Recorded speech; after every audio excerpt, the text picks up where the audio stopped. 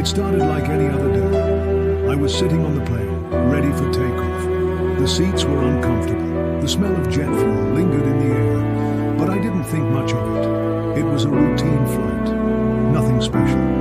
I had my headphones on, while the flight attendant went through the safety instructions. As usual, I barely paid attention. Why would I? Whoever thinks they'll actually need those instructions? But everything changed a few hours into the flight. We were supposed to land in Grozny, but there was a problem. The captain's voice came over the intercom, calm yet firm. Due to bad weather conditions, we are diverting to Aptown. Some passengers glanced nervously out the windows, but most remained relaxed. Then came the first bang, a loud metallic sound, followed by a jolt that rippled through the entire plane. Every instinct in me screamed, "This is not normal." The lights flickered, and suddenly there was silence, just for a moment.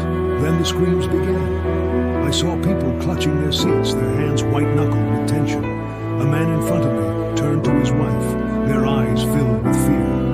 Children cried, and I heard someone praying. The next moment was pure chaos. Oxygen masks dropped from the ceiling, but many dangled out of reach as the plane lurched violently. I grabbed my mask and pulled it over my face, but my hands were shaking so badly I could barely hold on. The cabin grew darker, as if time itself had slowed down. Then I saw it. Fire. A wing was on fire.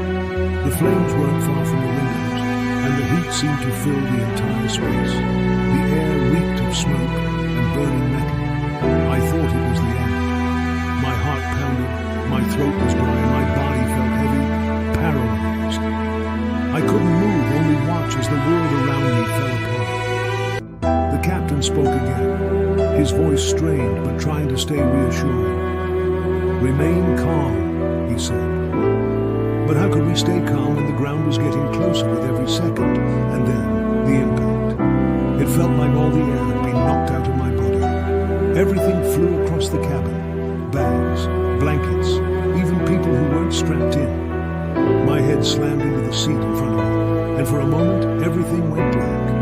When I came to, it was like waking up in a nightmare. Screams echoed around me. Smoke filled the air. The plane was torn in two. I had no idea how I had survived.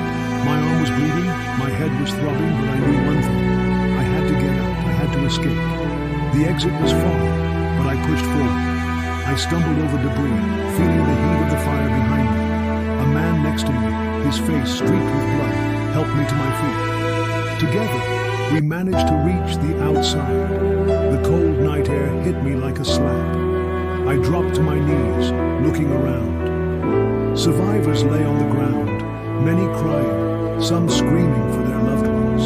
The wreckage behind us burned, and the sky was filled with sparks. I felt no pain, no cold, just emptiness.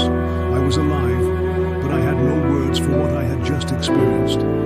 Now, days later, I'm telling you my story. Not for pity, but to say, pay attention to the safety instructions. Take nothing for granted. Life can change in an instant, and when it does, only one thing matters: survival. I am a survivor, and this is my story.